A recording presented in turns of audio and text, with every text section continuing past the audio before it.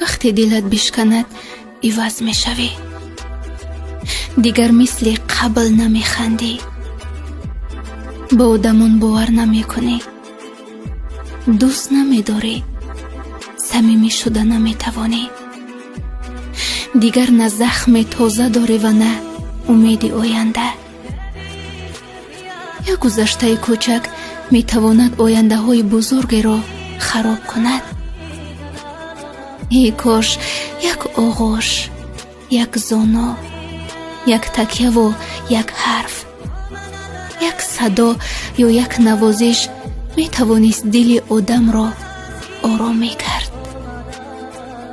метавонист гузаштаҳои сахтро фаромӯш мекард.